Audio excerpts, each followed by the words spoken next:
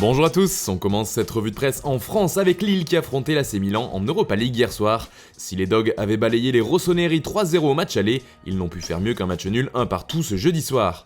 Et comme le résume Nord-Éclair ce vendredi, le LOSC devra patienter encore un peu pour pouvoir parler officiellement de qualification pour les 16e de finale de la compétition. Même si, avec ce résultat, les hommes de Christophe Galtier s'en rapprochent encore un peu plus.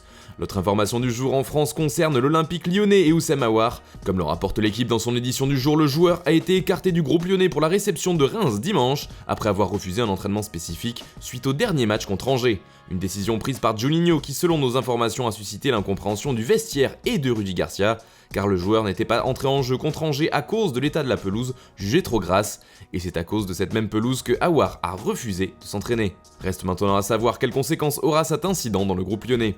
On part maintenant en Angleterre où Nicolas Pepe est mis à l'honneur. Lui qui avait fait parler après son carton rouge cette semaine revient sur la bonne voie d'après The Guardian, car c'est l'international ivoirien qui a ouvert le score pour Arsenal contre Molde en Europa League hier soir dans la victoire 3-0 des Gunners. Une bonne nouvelle pour l'ancien Lillois, à noter que Tottenham a écrasé Ludogorets 4-0 et que Leicester et Braga se sont quittés sur un match nul 3-3. Du côté de Manchester United par contre le ton est bien différent comme le rapporte The Times, car les Red Devils font face à une attaque informatique qui déboucherait sur une demande de rançon. Les hackers auraient toujours le contrôle du système informatique de Manchester et demanderaient plusieurs millions d'euros. Toujours en Angleterre, Marcelo Bielsa fait les gros titres après une sortie médiatique concernant le retour des fans dans les stades. Le coach de Leeds United s'est insurgé des inégalités entre les clubs anglais à ce sujet, car seuls 10 clubs auront le droit de recevoir leurs fans, mais les 10 autres équipes de Premier League dont Leeds et les deux Manchester n'auront le droit d'accueillir personne, une décision qui fait enrager Marcelo Bielsa comme le rapporte le Daily Express. Cela fait aussi la une du Daily Mirror qui explique que pour l'ancien coach de l'OM, cela ne peut être juste que si tous les supporters peuvent revenir, ou qu'aucun n'y est autorisé.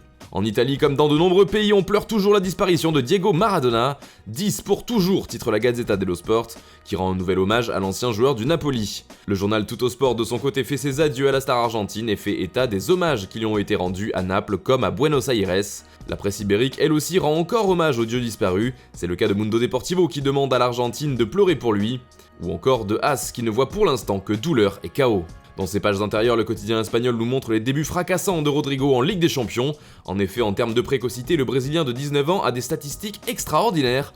En 9 matchs, il compile déjà 6 buts et 3 passes décisives, des chiffres impressionnants. Il est même en avance sur Cristiano Ronaldo, Lionel Messi et Robert Lewandowski, et au même niveau qu'un Karim Benzema, qui en était également à 6 buts avec l'OL, mais avec un temps de jeu plus important.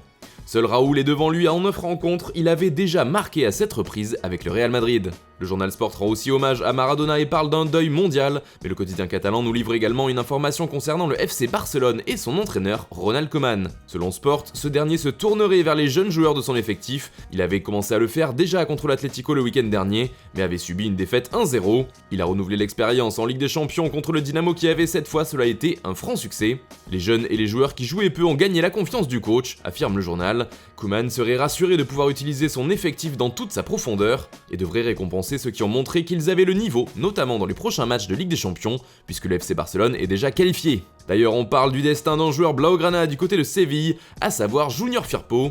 En effet, Stadio Deportivo nous explique le plan du Barça en ce qui concerne le latéral. Pour le journal ibérique, ce n'est pas parce qu'il a été titulaire contre Kiev pour la première fois dans l'ère Koeman qu'il sera plus utilisé à l'avenir. Au contraire, le club catalan voudrait le voir partir et ce dès le mois de janvier. Il y aurait notamment des équipes intéressées en Première Ligue et en Serie A, et si transfert il y a, le Betis empocherait un pourcentage du montant, ce qui ferait beaucoup de bien aux caisses du club, explique le journal. Voilà, c'est tout pour aujourd'hui, bonne journée à tous et rendez-vous demain pour une nouvelle revue de presse sur Foot Mercato.